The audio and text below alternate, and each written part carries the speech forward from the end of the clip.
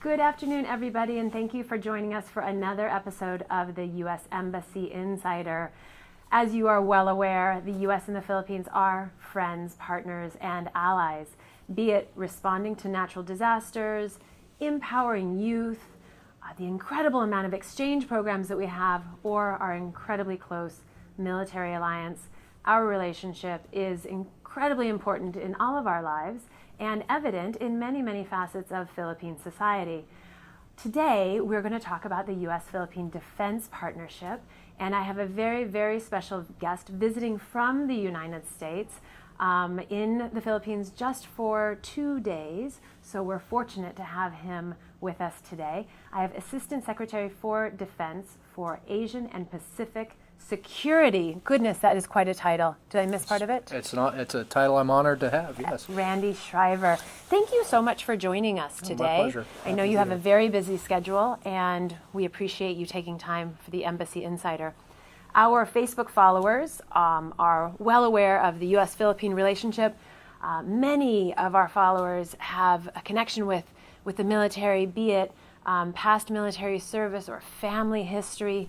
And what we find with our Facebook followers is that the military relationship is a part of their day-to-day lives. And of course, it's an important part of the bilateral relationship. As you're well aware, we have 260 joint exercises and activities every year. And our Facebook followers really enjoy learning about the alliance and the partnership. And of course, there are many hot topic issues to discuss right now. So we're really happy to have you here. My pleasure. Thank you. Have you been to the Philippines before? Is this your first trip? This is my first trip in this job, but I've been several times. I came through first as a naval officer on my way returning home from the Gulf War in 1991. I came through when I served at State Department as a Deputy Assistant Secretary. And you mentioned people having roots and bonds. My father was deployed here in the 60s. He was a flight surgeon in the U.S. Navy. So for me, this is a personal relationship as well as the importance that our department and our government places on the relationship. Wow, what a fantastic kind of circling back. Absolutely, yeah. Well, then you are probably well aware of the legendary Philippine hospitality, Indeed. Warmth, and kindness. Indeed. No, it's been a terrific visit so far and looking forward to the rest of the day. Great. What have you done today? Who have you met with? We just had a meeting with Secretary of Defense Lorenzano, and that was a wonderful opportunity to kind of review where we are in the defense and military relationship. You mentioned the number of activities we have, but we're doing real-world operations. We're helping address the situation in the South and the counterterrorism campaign that's ongoing there. But we're also looking out into the future, and I had a chance to talk to the Secretary about our future plans for cooperation, security assistance, exercises, the full range of activities. So it was a very productive meeting. Excellent. I'm aware of the new Indo-Pacific strategy. What does that mean, and what does it mean for the Philippines? We are trying to promote a free and open Indo-Pacific, and for us that means, first and foremost, the free part of that is that we want individual countries in the Indo-Pacific to be free from coercion, undue pressure. We want them to be strong and independent and sovereign. It's in our interest for countries to exercise full sovereign control of their country. And so on the defense side, that means partnerships that help build capacity so countries have the opportunity to see out through their EEZs, to be able to protect out through their territorial waters. And so that applies very much to this relationship here, and we're working alongside our partners to help capacity and help capabilities so that the Philippines can remain strong and independent. Just before you arrived, actually, I think it was on Tuesday, Ambassador Kim turned over a new ISR capability to the Philippine Air Force, and Secretary Lorenzana received it. It's wonderful for me to see kind of that continued support, and it sounds like that really meshes well with the Indo-Pacific strategy. Is building capacity. Indeed, yeah. Well, that capability we found was very important in the campaign in Marawi City. It was an enabling capability that we were able to provide, but ultimately, we want the Armed Forces of the Philippines to have their own Right. capability to be able to operate independent of us if they ever needed to do so. Obviously, we want to be alongside our ally in times of need, but it's important that they have their own capability to provide ISR. Of course. Talking about Marawi, is the United States military continuing to support efforts in the South? Absolutely. At the request of our partners, the Armed Forces of the Philippines, we're dealing with the aftermath of that very intense but successful campaign. Yep. There's a continuing need to monitor the environment and keep on the intelligence picture, but also to reconstitute the forces there that did pay costs for that campaign, and also the development needs of the area. We're working with our partners at USAID and other parts of the U.S. government to help folks recover there and help redevelop those areas that suffered because of that conflict. Sure. Is there still a terrorism threat? I think we have to be vigilant. I think the campaign was very successful, but we look at things like ongoing sympathy for groups like ISIS. We look at some of the longer-term, longer-standing indigenous groups. They may have melted away. We can't be sure that they've completely disappeared, so we need to be vigilant. And around the world, right? It's And not an absolutely. isolated. Absolutely. Wow. So things like exercises or activities like Balikatan and Kamandog build those capabilities as well. What does the Department of Defense think is the value in continuing exercises?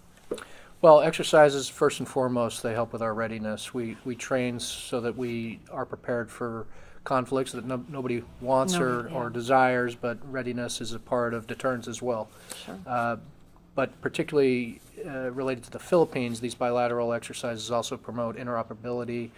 We can have confidence that if ever there was a need, we can operate alongside one another seamlessly and communicate and understand whatever divisional labor there may be. So they're really invaluable. And that is true for a humanitarian or disaster sort of relief effort as well as conflict, right? Indeed. Because following Typhoon Haiyan, I know that the Marines came quickly, but that ability to communicate and share information and work together really saves lives. Absolutely, and we do train and practice for humanitarian disaster relief scenarios in addition to other scenarios. So it's really key. We don't want to be doing things ad hoc. We don't want to be learning as we're trying to deliver assistance to people in need after one of those disasters. So it's really key that we continue to practice and train in those areas as well. Of course, of course. Well, on to another area it's a hot issue. Lots of press recently, the South China Sea. What's happening in the South China Sea? There's been lots of coverage about overflight and freedom of navigation operations. What is the United States government doing right now with regards to activities in the South China Sea? Well, first of all, we've been concerned with the trajectory of Chinese activities and involvement and behavior in the South China Sea. So they've conducted land reclamation on 7 different outposts. They've put infrastructure to support military, and now they've deployed military equipment on several of the outposts. So that's, for us, of concern for a lot of reasons. First and foremost, it's a breaking of Xi Jinping's pledge to President Obama in the Rose Garden in 2015. But I think even more important over the long term, they're trying to position themselves to enforce a sovereignty claim that is expansive and illegitimate. So we're doing a number of things. You mentioned freedom of navigation. That's part of a global program, by the way. We conduct FONOPs all over the world. But we do that in the context of the South China Sea because these are illegitimate, illegal, expansive claims. We also conduct presence operations alongside other countries that have their own concerns about the erosion of international law and international norms. Of course, we also disinvited China from RIMPAC, the Rim of the Pacific exercise. That was in Honolulu, yeah? Outside of Hawaii, those waters, Yep. yes. We linked it directly to the behavior of China in the South China Sea, so they understood what that disinvitation was about. And we explained that their behavior was inconsistent with the spirit of that exercise. And by the way, countries who participated do share the spirit of the exercise, which is to promote international law, international norms. And we were really delighted the Philippines had 2 surface vessels participate in that exercise. And that was more than in previous exercises, correct? Yeah, and from all accounts, they performed very well. We benefited from the interactions. These exercises and the training opportunities are really two-way streets. We learned things from our partners as well, and I think that's definitely the case of the Philippines in the RIMPAC. Well, that's exciting. That's fantastic. Another hot topic here in the Philippines. Have you heard of the Balangiga bells? Of course. You have. Okay. Of course. What is happening? What do we know? Well, Secretary Mattis, on the behalf of the Department of Defense, notified Congress on the 9th of August of our intent to return the bells. We understand the importance of the bells to the people here in the Philippines and many people in the United States as well. So we've not only expressed our intent, we've begun to take action, and hopefully that we'll bring that to a good resolution for the people here. Okay, we will watch that space. Looking forward to more information as it's available. And here at the embassy, you may have heard at the beginning, we talk a lot about this relationship as the United States and the Philippines being friends, partners, and allies. What does that mean to you? Well, first of all, it's an honor for us to be considered a friend, partner, and ally from the Philippines. For us, it means through thick and thin. I mean, during normal peacetime, we want robust interactions across the full spectrum of our relationship. Much of that is in education and exchanges for the Defense Department, as you mentioned, exercises and training opportunities.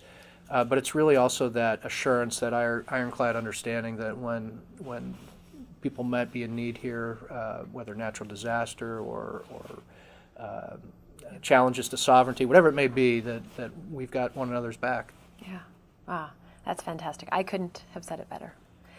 Thank you so much for joining us. Is there anything else that you want to say, or any food that you want to try while you're here, or if you want to extend your stay and I would love to go extend the visit stay. some of the islands? I'm not sure that's going to be possible this time, but I'm glad to be back, and hopefully it won't be long before I can return again.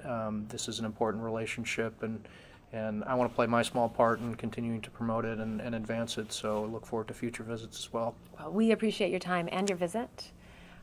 Thank you all for joining us today to talk about our friendship, our partnership, and our alliance. Be sure to tag us, follow us on Facebook, follow us on Twitter, and of course on Instagram. And if you use the hashtag Friends, Partners, Allies, you'll follow our conversation and contribute to our conversation about how our two countries are friends, partners, and allies, and maybe share your experiences with us. We would love to hear from you. Thanks again for joining us. We look forward to next month's Embassy Insider, and we will be in touch. Thank you.